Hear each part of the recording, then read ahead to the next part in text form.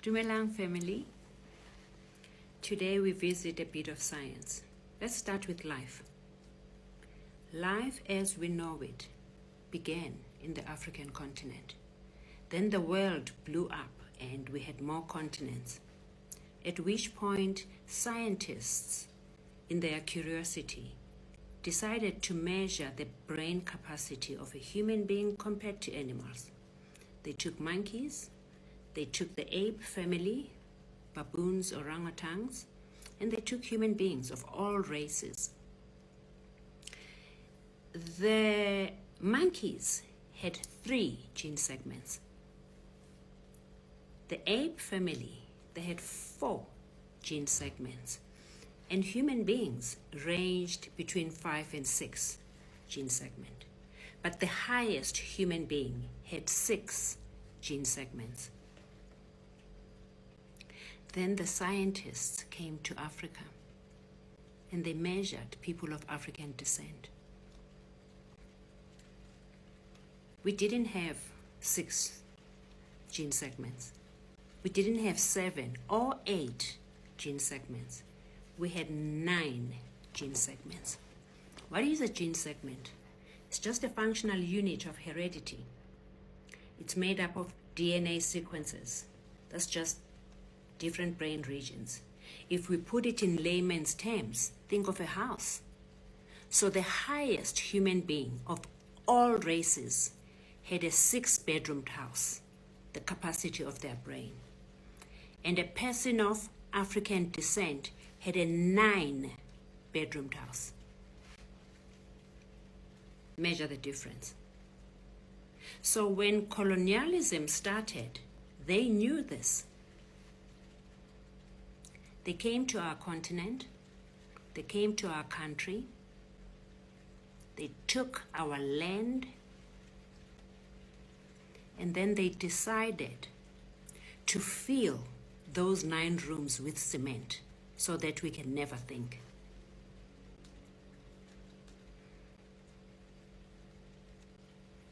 They devised a strategy to undermine our thinking capacity. It was very difficult to accept that we have more brain capacity than them.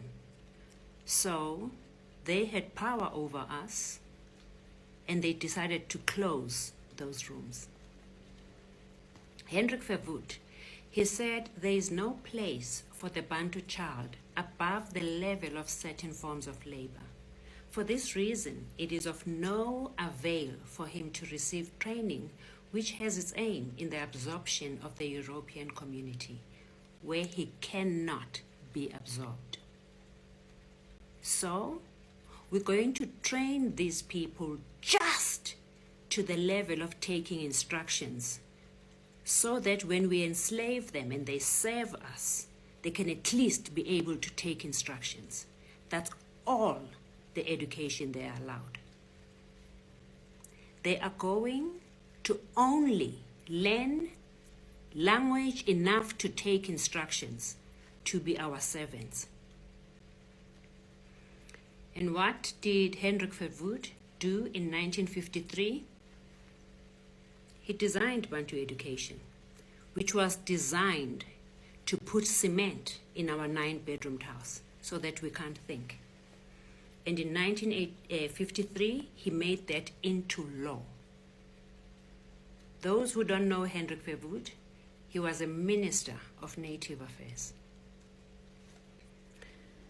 So we were doomed with Bantu education. Then they designed white education, which had a white child in mind. This is a child who has her own bedroom. In the morning before school, she has breakfast. She has all uniform. She has all the books she needs at school. She's got toys. She's got bicycles, puzzles, dolls. She's got books to read at home. After school, she gets picked up. She gets a warm meal cooked by our parents. So this education was designed for a very comfortable child. The education was well funded. It was compulsory for longer periods. It was designed as a high quality, preparing students for university, for world-class professions and leadership roles, and it was free.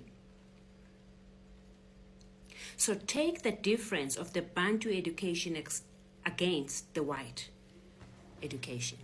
So us, we are trained to be slaves, and they are trained to take leadership positions. Fast forward to 1994. No, let's rewind a little bit. In 1979, the term Bantu education was now being offensive even to international community. So in 1979, they changed this term Bantu education, and they enacted an act called Education and Training Act. But even though they took the term away, they continued the segregation. Then 1994 happened, at which point nobody thought of designing new education for our 9-bedroom house. Do you know what happened? In 1998, the South African new government adopted. Do you know what is to adopt? It means to take something that exists or someone that exists and make him your own. You don't design your own thing, you take something that exists and make it your own. They took the white education and they made it national for everybody. The education that was designed for a white child who has everything, who has supplementary tools at home, who has toys, who has their own room, who has food. They took that education designed for a white child who has a 6-bedroom house. They took that education and plugged it onto 91% of the country who has a 9-bedroom house. So this is a black child with 9 gene segments who had the right to have his brain nourished properly. But nobody did that. So the question is, did no scientist advise the new government that we need to design a completely new education system for those with a superior brain? I did. And I was kicked out like a cat. So now that you understand the design of the education system and why the white education will never work for an African child who has 9 gene segments, now we have to talk about the new design for this big brain. Ndimachero inabuthi mucha. Witani. Mina ndirona rogombela ndinyi. Good morning, family. Today we're going to look at the best method to address the injustice of colonization of the mind. It is not to decolonize the curriculum, because that is external. We should not even allow that treason to come out of our mouths. We don't mention that word. As Socrates said, that the secret of change is to focus all our energy, not on fighting the old, but on building the new. So what is past, we know is history. We don't forget it, but we don't dwell on it. We start building the new. So where do we start? We focus on a complete reset of the chip in the mind. After extensive research of decades, I developed 9 pillars of a new education system that will be delivered in 3 distinct stages of educating a mind. Every step of the 3 steps benefits from the 9 pillars in totality. The only difference is the method of instruction during each phase. Let's start with the first 1,000 days. The first 1,000 days of a human being's life. What we do in the education system, we extend it to 6 years. So the first 6 years of life, a child doesn't come to the world with a clean slate. They have remnants from both parents, and it's high percentages. So we study heritability because genetics and the environment that we are introducing the child to, the nexus thereof, it interacts in the most complex of ways. So we need to study how the environment we are introducing is going to affect this being. Our research encourages the natural flow of life during the first 6 years of a child's life. We don't interfere in their natural processes. We don't impose what we know on them. We do not teach. We observe the spiritual knowledge and wisdom that this new life brings with from God. We support it. We allow the baby to teach us what they came with, what they know. Importantly, what they came to learn in this lifetime. We just support the path. Each and every one of the nearly 8 billion people in the world has got their own path in this lifetime. They have come for a specific purpose. So what we do is we sit back and observe, scientifically and spiritually, to receive the instructions from the child so that we know how to support their path. The other thing we do is we teach through conduct. At that stage, they don't understand do as I say. They relate more to do as I do. They'll copy you and they'll emulate everything you do impeccably. If you want your child to sit upright throughout, that's all you do. The child is going to copy you, and that's how she's going to sit. Whatever you do, they're going to emulate it. So we need to be very, very careful at this stage of their learning. Their minds are fragile, but they're stronger, and they actually know more than you.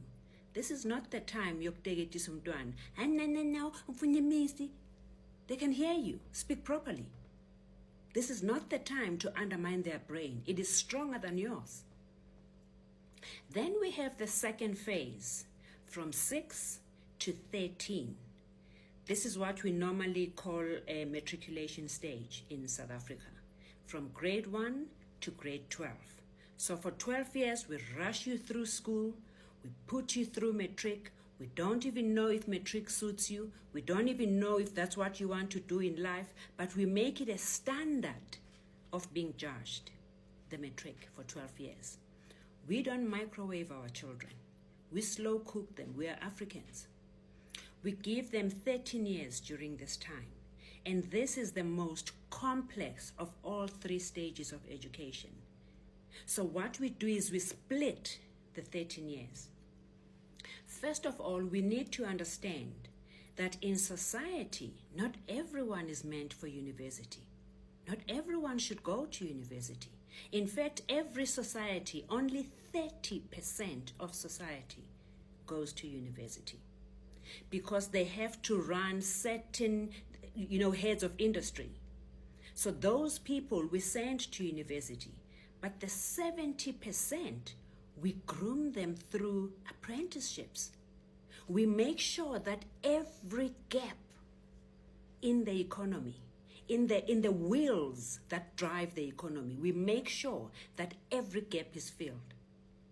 We need plumbers, we need chefs, we need hairdressers, we need so many people who make the world go round properly. We need people who answer the telephone properly. You need to phone Telkom once and get your query sorted out. not 10 times.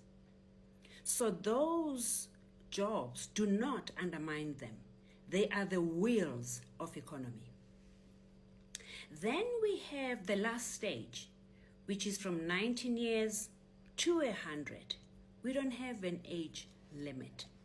Everybody is entitled to education. Everybody has a right to education, and we're not going to violate that. So we accept everybody who is coming to study.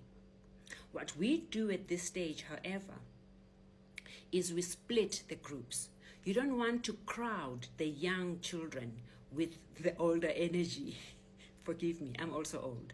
But we don't want to crowd the younger group with that. You want to give them the freedom to express themselves without having to respect some elders in class. So we separate the groups.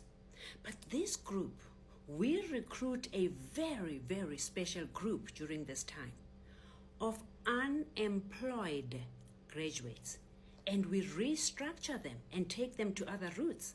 You must remember, at this stage, everybody we accept into the university has a job automatically, because you have to work for 3 days. You are learning by doing, and you have to be in class for 3 days. So everybody we admit is already employed. We start with our unemployed graduates. They already have the muscle memory of studying. We start with them, we admit them, we bring them in, we change their careers, we check what the country needs, we check what the economy of that canton needs. What do we need? And we take the groomed graduates and we just tilt them a little bit to ensure that they fulfill that economic need. So for today, I'm only doing videos that are talking about the first stage of our grooming, which is our babies from 0 to 6, focusing on the first 1,000 days of their life. Another anomaly we have in South Africa is that we are single-headed families, and this is very painful for me to say. But the damage that is caused by not having a value system from 2 parents is far beyond what we fathom. So let's talk about it. So the 0 to 6 group, we don't put in a classroom. We don't have classrooms for them. We don't tell them to sit down. We don't tell them what to do. We don't tell them to keep quiet. Instead, what we do, the first lesson of their life is freedom, free will to do whatever they want. What we provide is an environment that has got every resource. We have a garden that is tended by agricultural experts. You know, the ones that still use worms to nurture our soil. If a child wants to wake up and go and spend the day in the garden, it's their choice. We have a music academy which has every instrument you can find: guitar, the harp, violin, piano, any music instrument is present. We have voice teachers. We have instrument teachers. If a child wants to go to the music academy that day, they walk in, they go and sit in whatever instrument they want. Even the specialist teacher that is there, when a child comes, they don't come and teach the child. They let the child do what they want. The child can start playing with the keys, bing, bong, bing, bing. They will do that until they learn the song themselves. If they need help, they will go and ask the teacher who is just in the vicinity. The sports ground, there are coaches at all times. Sorry. Our expert kitchen with Ayurveda chefs is always ready. There are those who just want to go and bake. So any aspect of learning is available. We have an art room. We have a library. In our library, there is every educational book you can find. Classical, history, you name it. What you won't find in our library on the children's section is Snow White and the 7 Dwarfs. Jack and Jill or Red Riding Hood. We don't keep those. If we make children's books, they are so scientifically formulated to stimulate the mind, but they are written in such simple language that children enjoy them. We teach the children where the first university in the world was established, in Africa. We teach them about our kings. We teach them about relevant people who are still alive today, who have triumphed under very difficult circumstances. So the children's books, whilst they are written in such a way that they can assimilate them, they are very knowledgeable. They are meant to build their courage from inside. So the library is a very important space because we don't allow computers at this time. We want raw reading. We want the child to sit down and read. Then we have mindfulness, where we teach the children where is their pineal gland, what does it do, how to look after it. We make them meditate 5 minutes a day.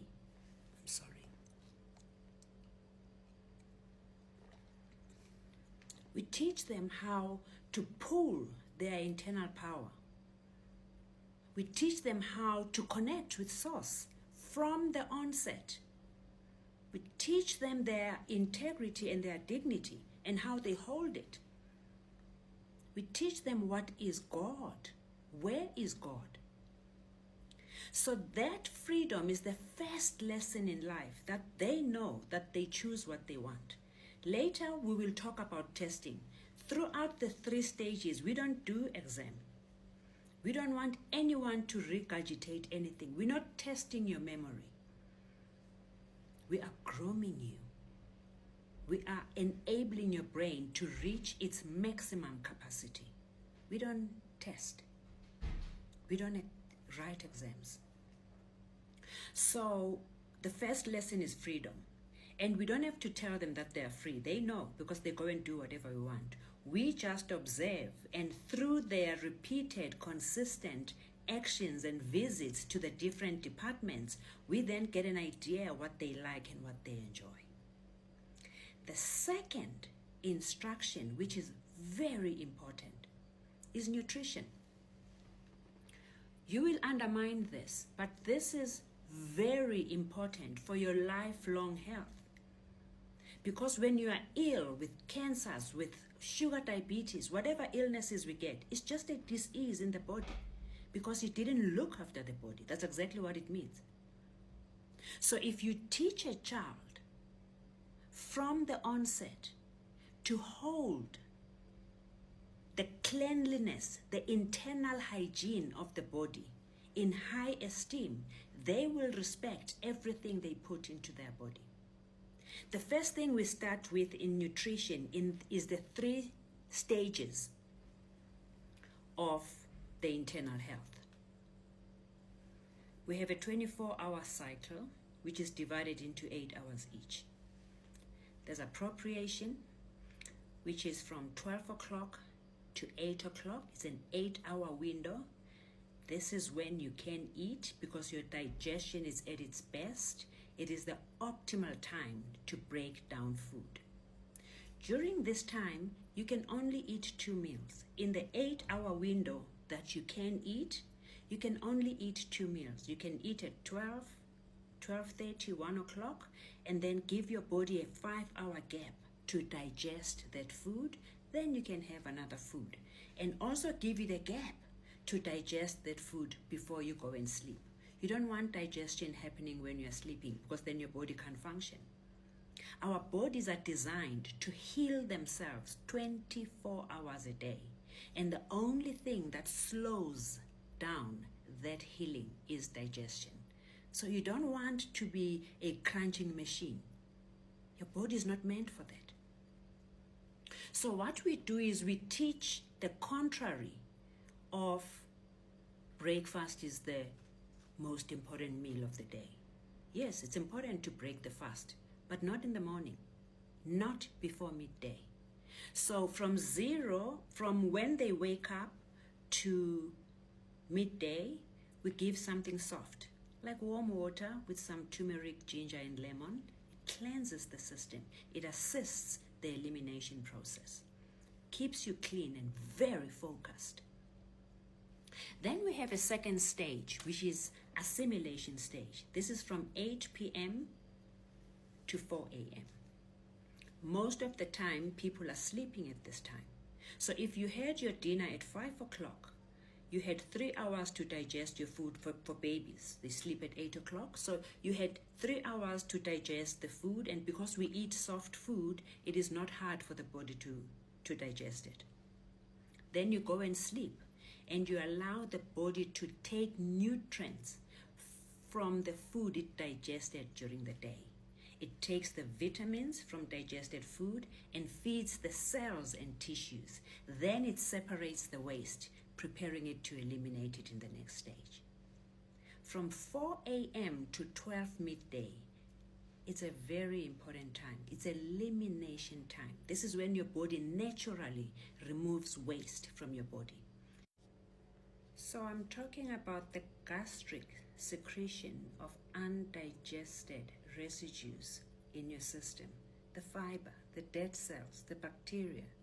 This is the time to remove all of that waste, and you don't want to disturb it by eating before midday. Our children learn this very important lesson from a very, very young age, and they respect it throughout their life. Molweni mawethu. Yho, andangcoliswa.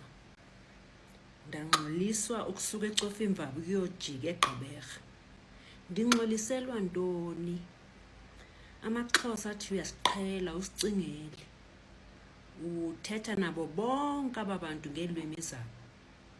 Thina usishiya apha phandle, awufaki nezwi. Ndithi hayi bantase, sanongxama ndiyeza kuni.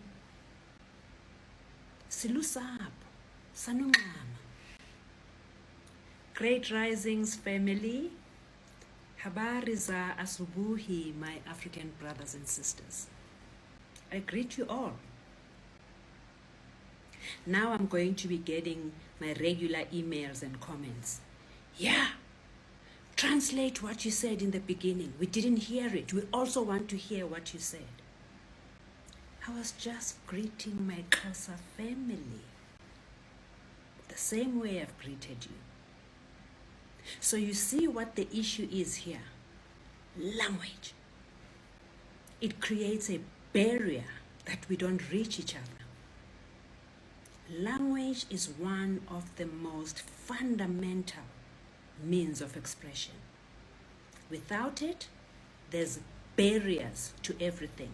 There's barriers to communicating, barriers to reaching each other, barriers to understanding each other, barriers to learning. It's a very, very, very important subject. So today I'd like us to talk about languages. Within the languages, before you even form a sentence, we have words. So we start with etymology, which is not a language, but it's the study of the word. It's a study of the underlying meaning of each word. What does good morning mean? Are we mourning? So we curse each other using words every day. You get into the office, good morning, good morning. What are we mourning about? Did somebody die?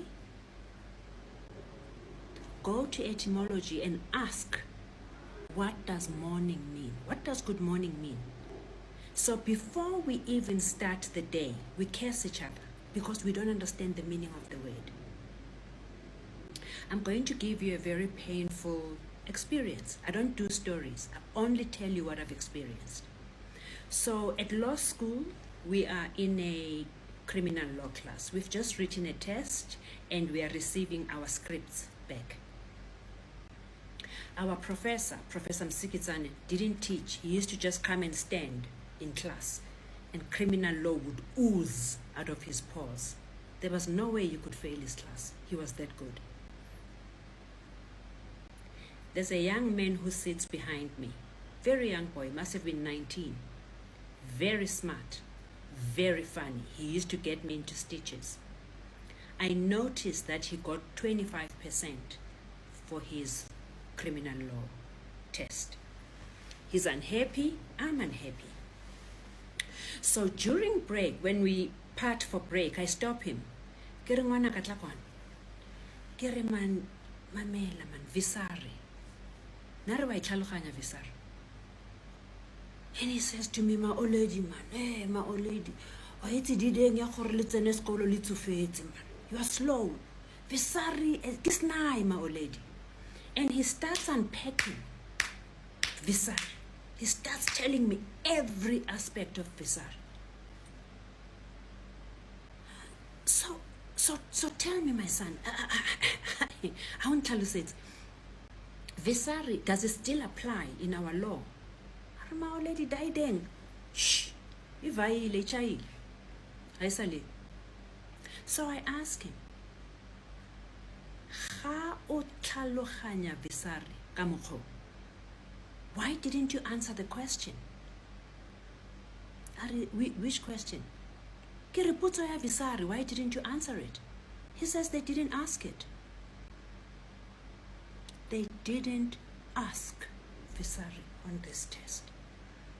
Which means he missed the question completely. He knows Visari inside out.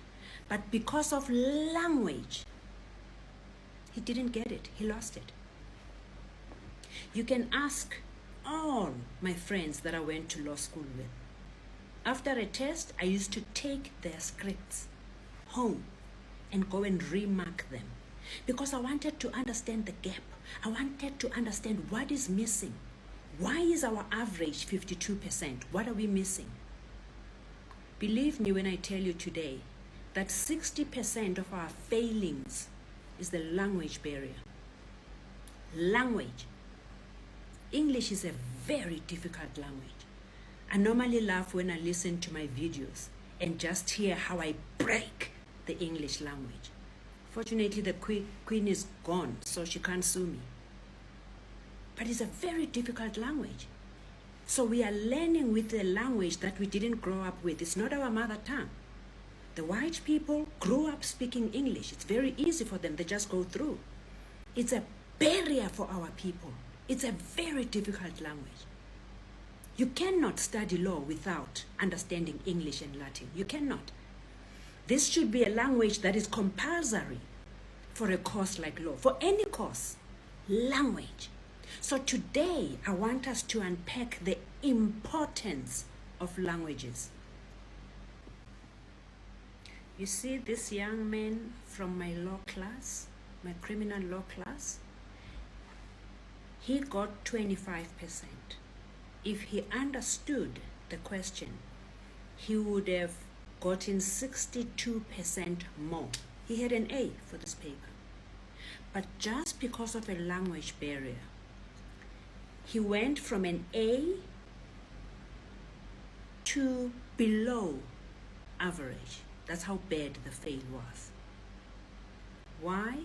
Language barrier. He explained the Visari doctrine properly in Tsotsitaal. But do we practice law in Tsotsitaal? No, we don't. So please today let us learn the importance of languages.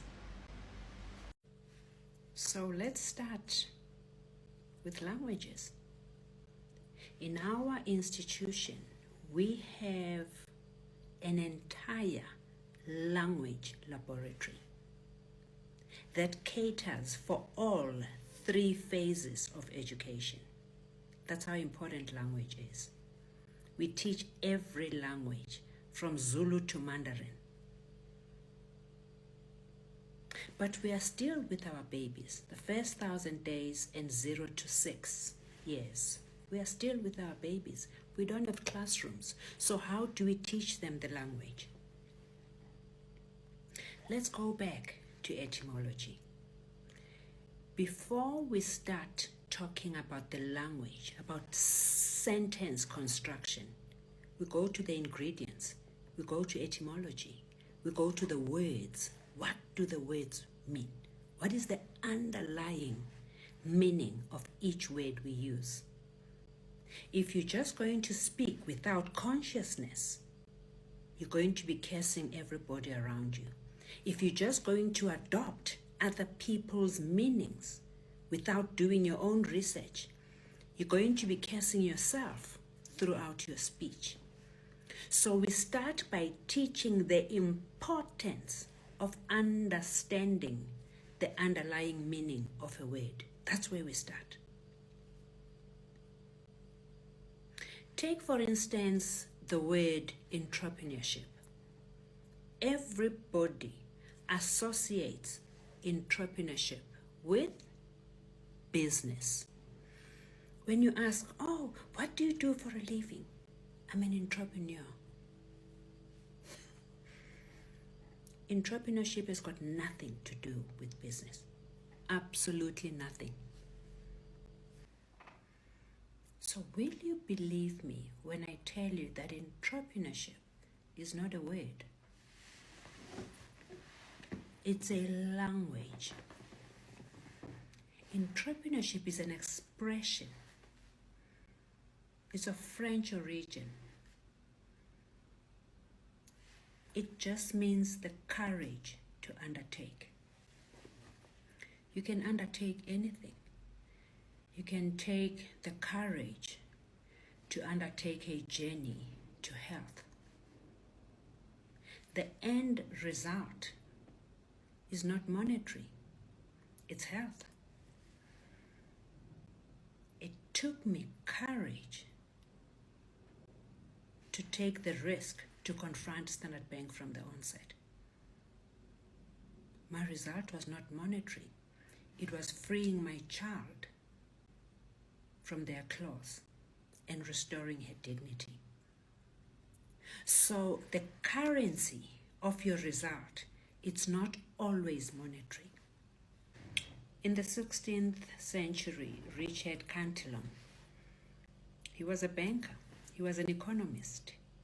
He took the term entrepreneurship and manipulated it into economics. And formally in the 19th century, they just made the core of the word to be about identifying needs, organizing resources, taking risks, and creating value through innovation or exchange. But that's not what entrepreneurship means. So in our school, we still use it as a language. We don't teach it as a skill. We don't teach it as a business skill. We instill entrepreneurship as an attitude that you're going to use to express yourself throughout your life. We instill that courage, that strength. We instill it. We massage it into your cells. We don't teach it. Then we have Swahili. This is the most spoken language in our continent. For me to speak to somebody in Burkina Faso, I must use English? Don't we have Swahili? The day we have the United States of Africa, what language are you going to speak? What language are you going to address each other with? English? That's an insult to our hard work. Swahili in our school from 0 to 100 is compulsory. We need one language in Africa. Speak the other languages, no problem. We have 1 million dialects of everything. But we need to have one language that combines all of us from Cape to Cairo. At the moment, the most spoken African language is Swahili. So we have to speak Swahili. Now that I've touched on languages, there's no way I can do this on social media. It's loaded. But now that we've spoken a bit about language, why don't we talk about how we teach the babies languages? What does Proverbs 22 verse 6 say? It says, teach a child about God in their infancy and throughout their life until adulthood, they will never leave God. So what we do is we coin all languages from the holy books that teach our children that God is the foundation of their existence. So we call all holy books and we teach them in their original language. Tao Te Ching, we teach it in Mandarin. Talks of Chinese culture, world view. The Quran in Arabic talks about so many practical things we need to learn as humanity. The Bible, the Torah, the Talmud is from the Hebrew side. We get a Hebrew teacher to coin small baby stories that excites them. But we are actually teaching them about God. We're teaching them about worldview. We're teaching them language. So respecting counsel from Proverbs 22 verse 6 that says, teach a child about God in their infancy and throughout their growing up to adulthood, they'll never leave God. We decided to teach our children about God, about language, through holy books. All holy books have the same principles, so we teach them all. What we do is we find the native speakers who make children's stories using the specific holy book to come and narrate those stories in the natural language. So the Tao Te Ching is taught in Mandarin, the Bible is taught in Hebrew, and so forth. So what happens here is the first 4.5 years, the teachers just tell these stories and children choose where they want. But by the time they get to the 4th year, you see them going to the same teacher all the time, which means they've made their choice.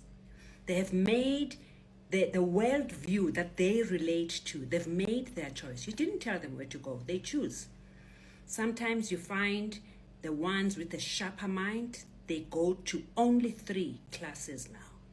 10 minutes at a time. The stories are very short. We don't want to tire our children. So they go, you find them going to one teacher 3 times, then you know they really enjoy that philosophy. I told you we don't have exams. Not in the baby school, not at university. We have a way of testing growth, of measuring. Test is a bad word. But we have a way of measuring growth. There's no pass or fail. I told you I don't tell stories, I only relate my experiences. One day, I pass in the passage and a beautiful 6-year-old girl, she stops me, she's excited. She says, I love Teacher Zahira. I say, tell me about it. She says, you know, I've learned a lot from Teacher Zahira. I say, how often do you see her? She says, every day. I say, wow. So Teacher Zahira has taught me external hygiene. What? Yes. You see, before when I go to the bathroom to do number 2, I used to wipe myself with the toilet paper from back to front. And now I wipe myself from front to back. But when I finish with the toilet paper, I sit on top of the bidet and I wash myself with water. I love that. It makes me feel so good and clean. Do you know what else? I love the idea of zakat. What is zakat? Zakat is the contribution that you have to make from your income to give to people who need it more. Now, this principle is in every holy book. You donate a percentage of your salary for the good of others. But the way this idea has captured this child, she loves zakat. She's listened to this idea in all the other holy books, but she loves zakat. I say, wow, you are learning a lot from Teacher Zahira. What else? She tells me about Ramadan. She says, Prophet Muhammad says, it's like taking a knife and cutting disease out of your body. I mean, this child is attracted to Islam. And in all this time, she is relating this in Arabic, not in English, in Arabic. So she's learned a language. She's chosen a worldview. She has chosen the aspects that interest her. This is a philanthropist. This is law and order. So you're immediately starting to see the direction a child wants to go through. Those who love Tao Te Ching, they tell you about Chinese culture. This is medicine. This is Feng Shui. They tell you about the body and natural healing processes. Even when they go to the art class, they're drawing Chinese art. So what we do, the observers, you watch the child. The children are very consistent.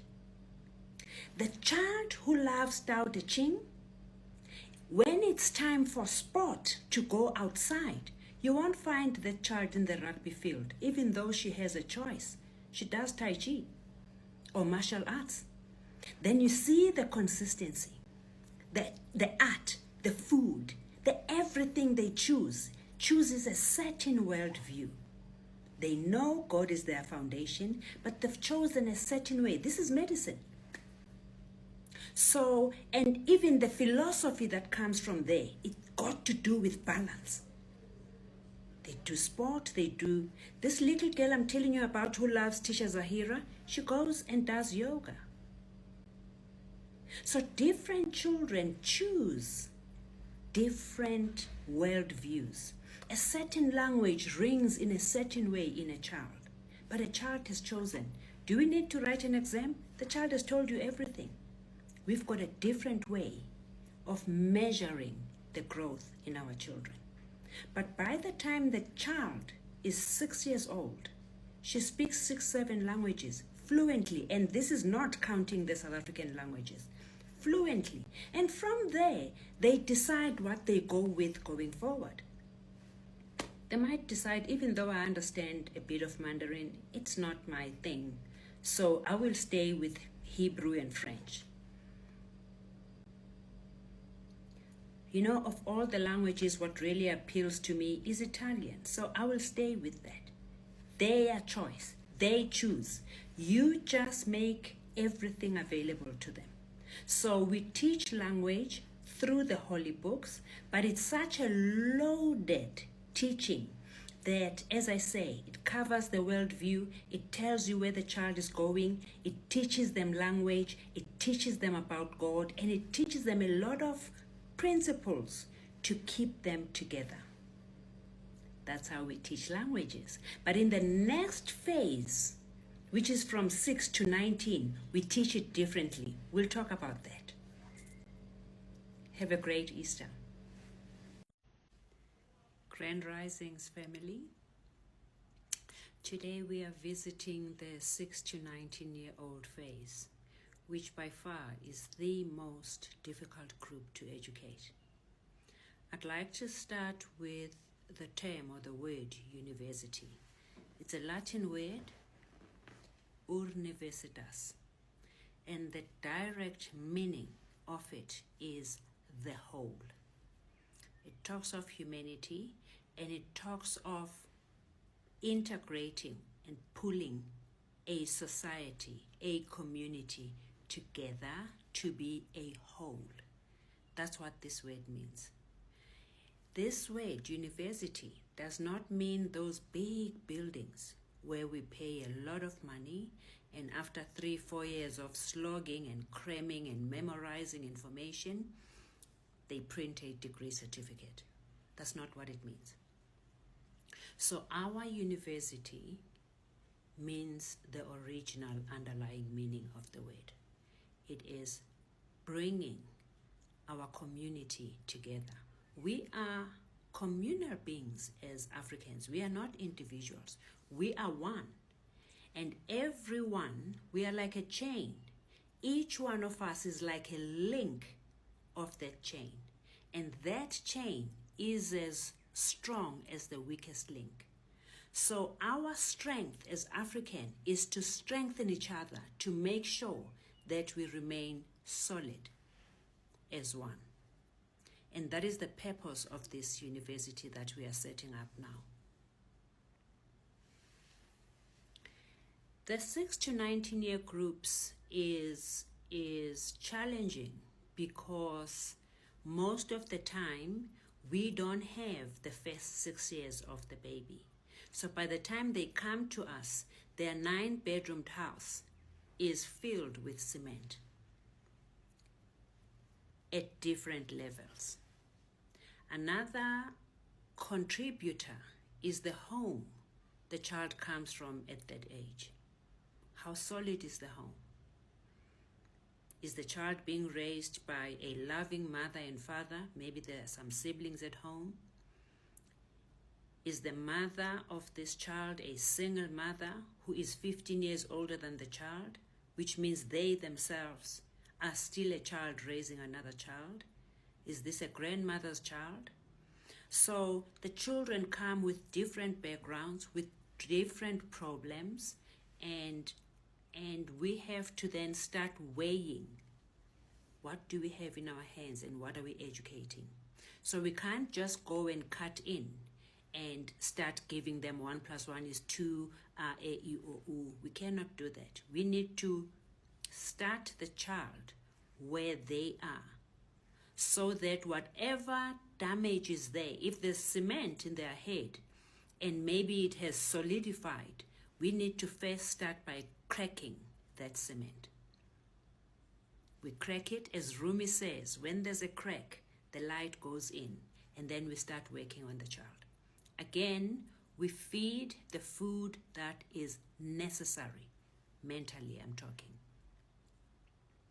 We get children who are very young, 6, 7, 8, who have been on Ritalin for 3 years because some medical doctor working for the pharmaceuticals has said the child has got ADHD or ADD or PDD, all the diagnoses that they give our children. And then they kill their brains with poison. They poison them with Ritalin and other drugs.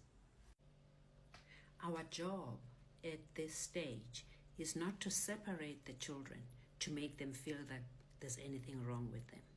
What we do, however, we do our work very gently to try and wean them off whatever poison our children are given, whether it's from home, whether it's from an abusive home, whether it's from medication, but there's many challenges that come to us.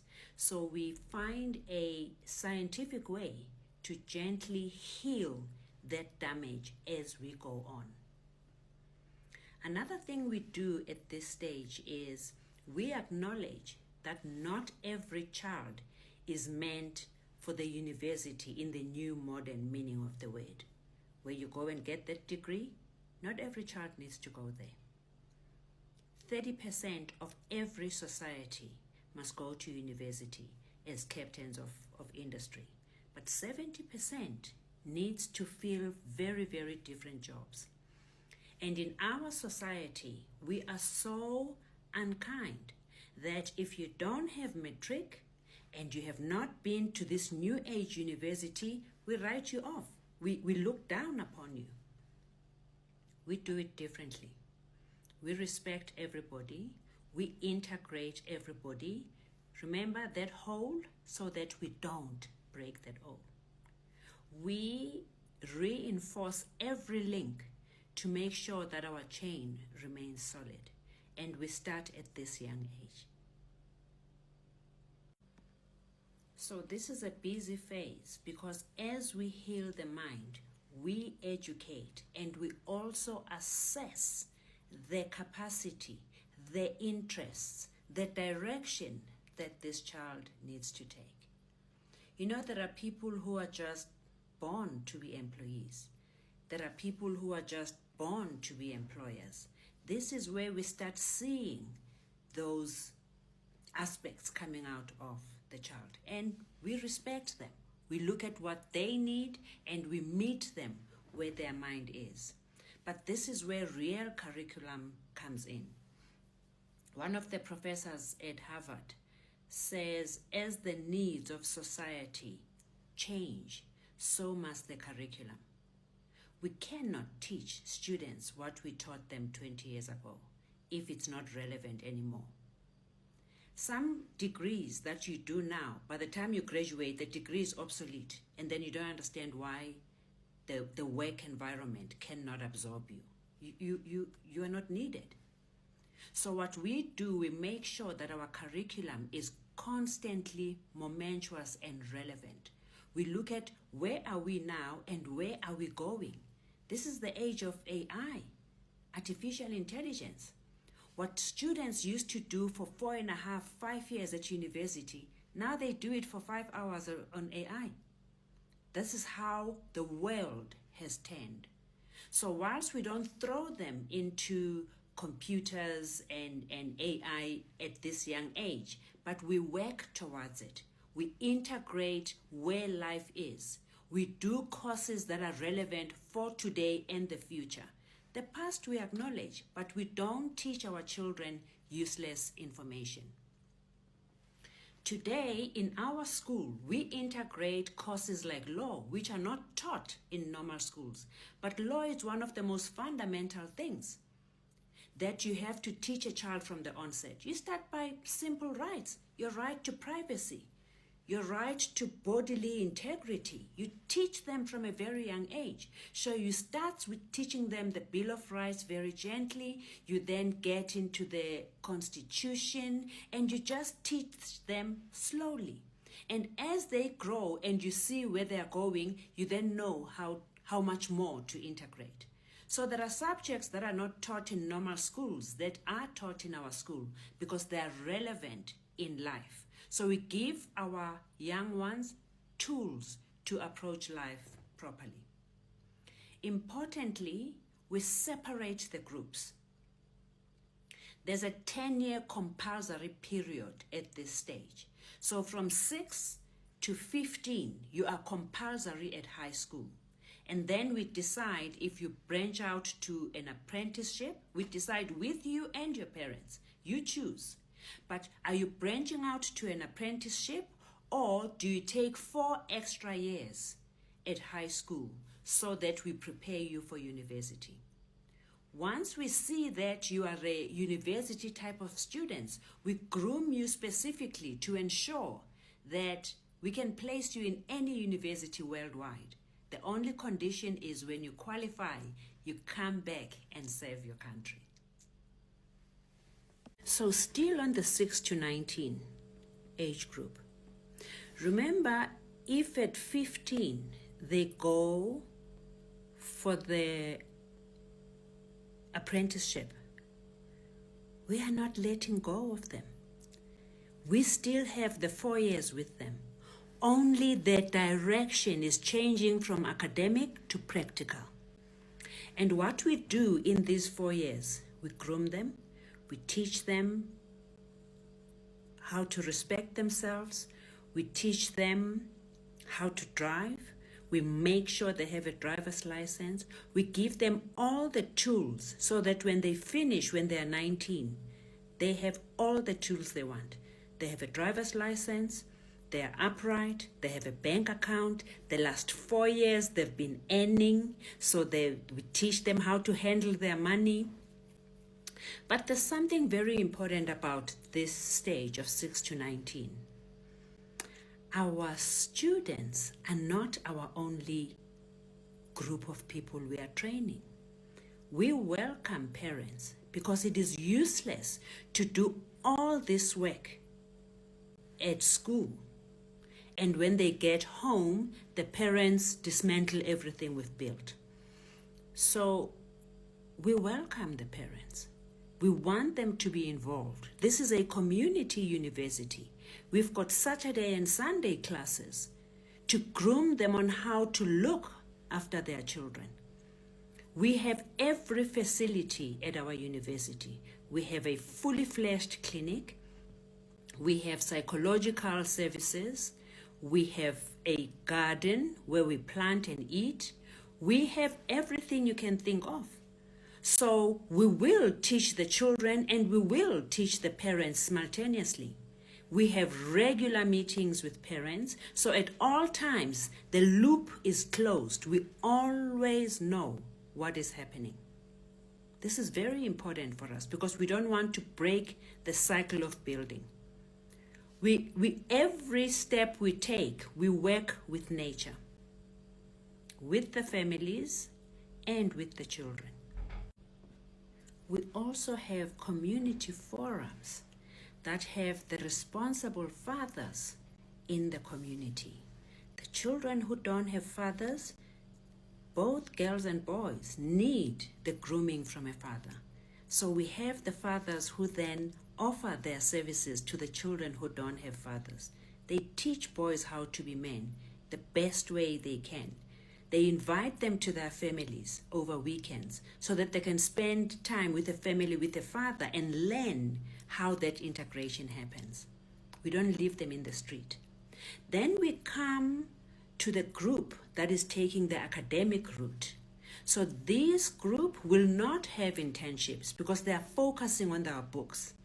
And remember what I said before, we have a different method of measuring the growth in our children. We don't believe in exams. But the group that is taking the academic route, the last 4 years, we gently introduce exams. Why? Because they're going to the new age university. So we want to now prepare them to face the bad world.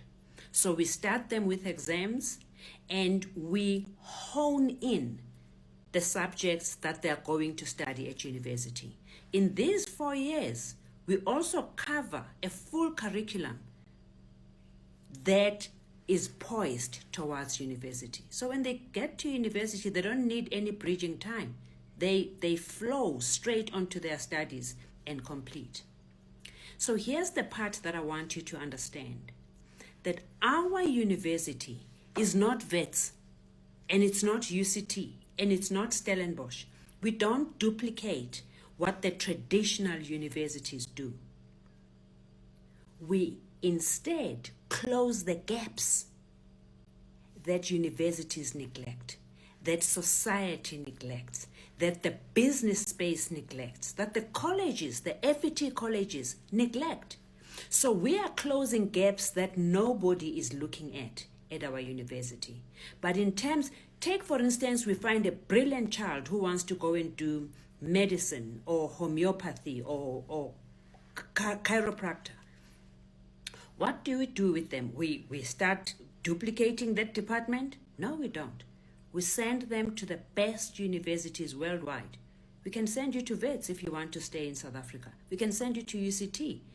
Wits has got one of the best medical schools. Why must we duplicate that when there's a group of people that are neglected that we should be looking after?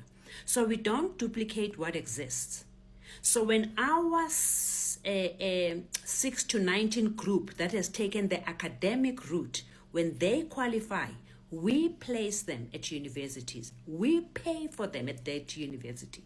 But we continue to groom them. Our relationship doesn't end. We continue to be the pillar behind them.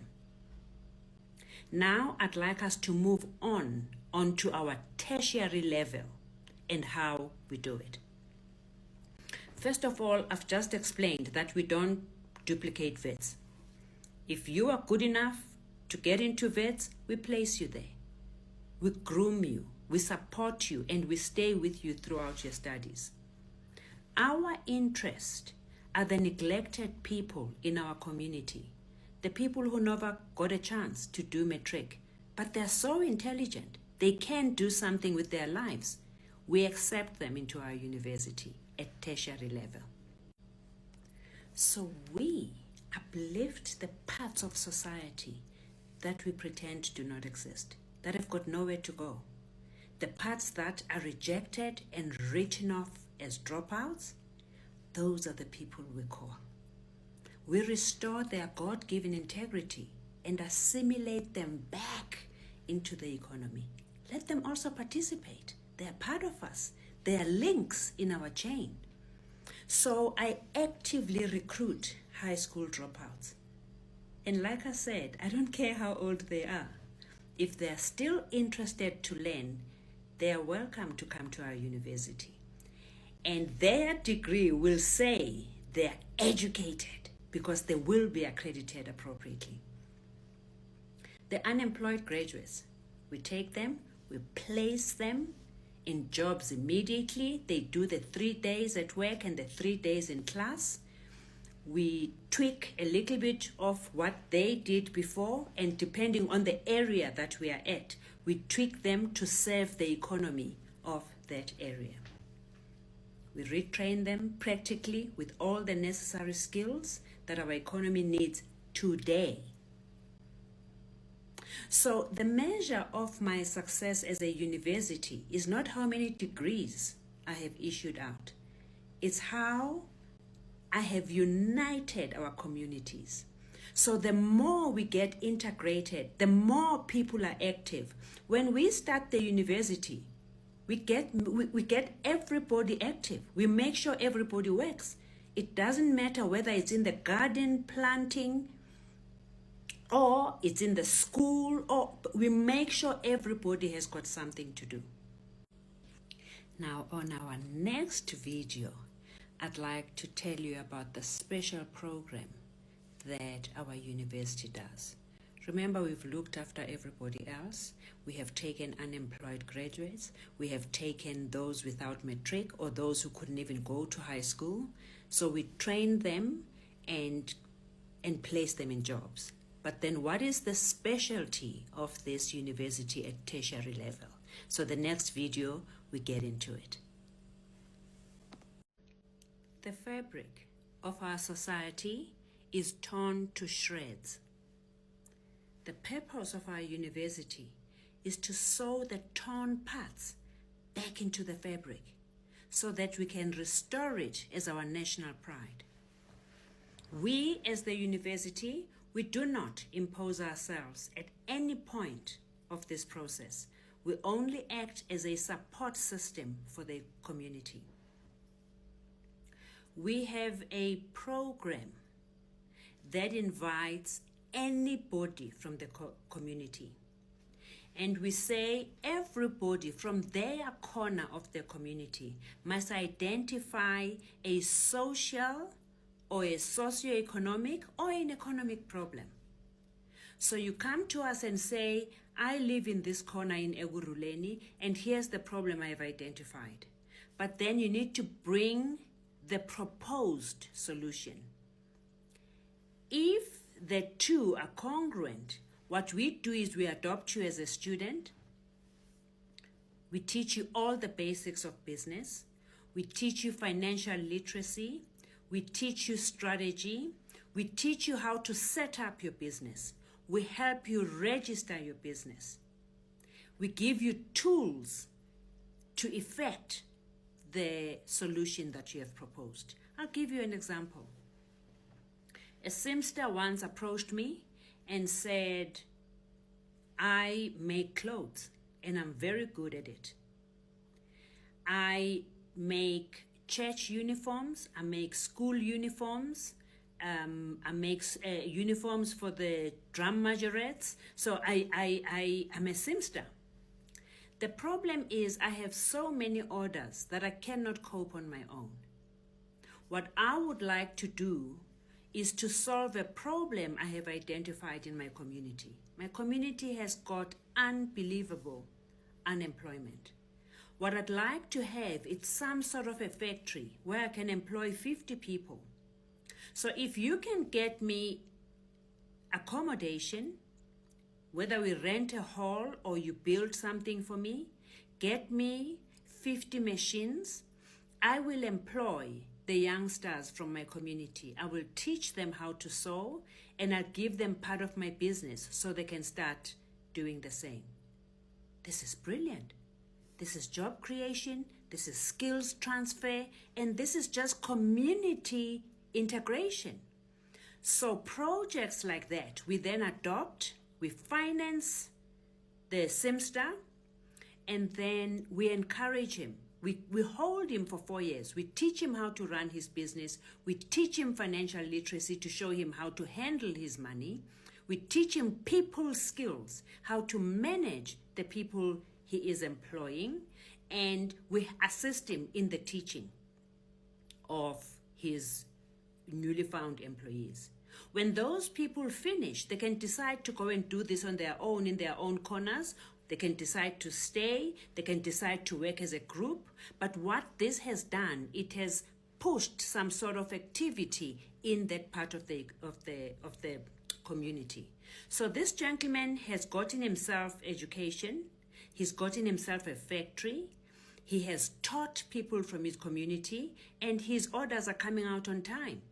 So we have this program running throughout the year and throughout the years. At all times, we encourage community members to identify problems in their communities, whether there's leaking waters and we can't wait for government. Then we approach government and we say we'd like to fix this ourselves. Or you find a plumber who will approach us and say, I have 12 years plumbing experience. I don't have matric, I didn't go to school, but I'm a specialist when it comes to plumbing. So what do you want to do? I'd like to take 4 or 5 youngsters from my community. I'd like to teach them the school, but I need tools and I need a van to be able to do house visits and fix the geysers and whatever problems people experience. This is a solution. So without even going to school, we've got 4 children who are now employed, who are being taught a skill, and we have their master being groomed by us. So all of these small initiatives, that is social entrepreneurship. All of these small initiatives, we adopt them, we finance them, we guide them until fruition. And they can keep on coming, we just keep them rolling. So this community project, it is advertised at all times in the community so that all the corners in the community are sorted out. I have had people who come and say, I'm very good at washing my own shoes and techies. So I thought if I have a small shack where I can wash techies for the community, that would help me. I need one person to assist me. You do that. You find a group of women who say, we just need capital because I have a house, I've got back rooms, I need maybe 4 washing machines and a dryer and ironing boards and irons, and I'll employ ladies from the township, and we have some sort of laundrette where people don't have to worry about their laundry. We do it, and then we get some beautiful packaging where we deliver the cleaned laundry. So those small initiatives, they are very important for the township economy. Our township economy is into billions, but who's benefiting from it? Is it our people? No. It's the same white supremacy who's taking advantage of our township economy, which should now be plowed back into our people. So we groom those people, we encourage those people, and we teach them all the skills they need to run their business. We even finance their business, hold their hands until they're strong enough to do the work on their own. So let us see if we can make this happen. Let us see if we are committed enough to put our hands together, to put our heads together, to start these community universities that encompass the entire community, that assist the entire community. Even facilities that we have within the university are open to the community. The music laboratory, the language laboratory, any part of our school is open to the community. Let's assume there's somebody who is not well. We have a clinic. It is open to the community. Let's assume there's somebody who's going through a bereavement. We have very serious psychological section that assists our people. So the university, it's not an elitist institution. It's a community project to reintroduce social cohesion so that we go back to what we are, a communal group of people. Lochang bagaeso, kitabetsu balilona as we close our educational program today. There's a part that I missed yesterday, which I think is very important. So I want to start with that today. If you noticed on the 9 pillars that I sent you yesterday, you will see that I do not have student residence. I have experienced over many decades what happens in student reses. And I don't want to put the children I'm trying to heal, I don't want to put them through the trauma of student residence. I want the children at all time to have the love of a full family, and I want them to have the benefit of every age group in their space consistently. So you will notice that on the 9 pillars, instead of student residence, I have generational village. What that means is that we have everybody from 0 to 100 in our residence. What I do when I start is I buy a farm and we start cultivating and enriching our soil with worms, with manure, and we make sure that our soil is rich for when we start planting our food. During that time, I start developing the residence area. And what I start with is our grannies and our grandpas. Abomkhulu nabogogo. So siyababiza bazohlala nathi. Abanye sibathatha emikhukhwini. Siyeze ematyotyombeni sithatha abantu abadala abangena sapho. Abahlala ematyotyombeni avuzayo. So we come and we take all our elders from the leaking shacks and we put them in these homes.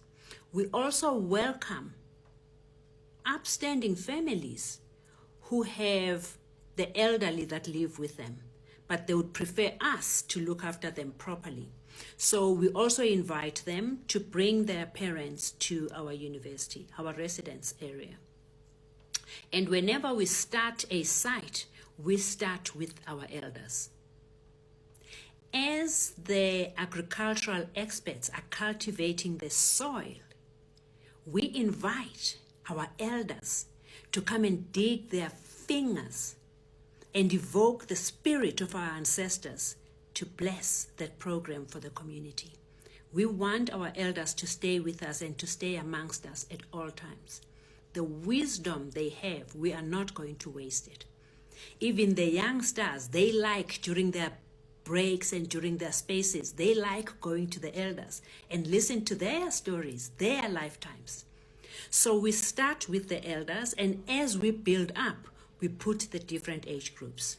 What we do is when we start building, we start with the homes. We have a 4-bedroomed home where we put 3 grannies or grandpas, and then the 4th bedroom, we put a retired nurse to live with them. There's a group of people that are completely wasted in our community. You know, when you start school and you grow up, the first 20 years you're at school, say 25 years. After that, for 40 years, you are at work, you are learning a skill, you are getting experienced. At the height of your wisdom, when you are completely educated, experienced, wise, stable, they send you home to go and rot, and they call it retirement. We recruit, we call it the second wave. We recruit that second wave of employees and we employ them. So we employ the retired nurses. They come and give expert care to our elders. So our elders have got a 24-hour care, but they've got their own activities. We have excursions for them. We actually fly them to the sea if they don't live in the coast. We take them to the sea and they go and spend a week there. They've got games. They also have their own stories. They can start learning a language. So we keep them very busy, but we need them for their blessings within our community. So this is the first group of people that we invite to live at our premises. Then secondly, we start placing the children. I will tell you what we do. Somebody asked a very important question in the comments yesterday and said, what is this? Does it have boarding facilities? Absolutely. You know, as parents, you spend your entire day either on the road going to and from work or at work. When you come back, you're tired. You see your child very briefly, then she has to go and sleep. Whereas we can make use of that time throughout the week, and then over the weekends, when you are free and you're at home, you can take your child and spend quality time with them. But if you want to live with your child, we still welcome that. But yes, we have boarding facilities, especially for the younger mothers that we still have to groom simultaneously with their children. We prefer to look after the children ourselves. So the generational village involves every age group, everybody. What we also have on the side, we also have houses for rental for people who just want to be in our vicinity. We rent houses to them. We don't sell the houses, but we rent them. We rent them to families. We can have families that live within our space. This is a community project, not an elitist type of environment. So everybody is welcome. You know, there's a gentleman called David Icke. He's in England. David Icke taught me what secret societies are and how they operate. And he showed me a simple, you can look for his books, he explains this much better than I can. He showed me a simple pyramid. You know what a pyramid looks like? It's like a triangle. And the top of the pyramid is the top 1%. It's white supremacists. It's the people who have all the money. And those people live the most lavish life. They run the country. They own everything. But below the pyramid, from the top 1%, what is the base that is holding the pyramid? It's us. We are the people they sell everything to. We are the people that go and bank in their banks. If we say every black person must stay at home and not go to work, the country will come to a standstill. If we say every black person must stop banking with the commercial banks, they'll shut down. We are the people who are keeping them running. So my question to South Africa is, where are our banks? Why don't we have our own bank? We don't support each other. We want imports. We want something white. If I open a bank tomorrow and I say, let me teach you how it's done, let's have our own bank, nobody will come. You want white. Where are our food chains? Where are our supermarket chains? Where are our hotel chains? Where are our property developers who have homes, rent to buy, where people can have proper homes and not live in tents? Why are we waiting to be rescued when all the power is in our hands? If every black person in this country, which is 81% of the country, if every black person folds their arms and does nothing, all those businesses will fall down flat. So we are holding other people up when we are hungry. Does that make sense to you? Where is our own businesses? Where? We've been waiting for 32 years to be rescued. Instead, we're going further down. It is time we stand up and do things for ourselves. It is time we stop waiting for people to come and rescue us.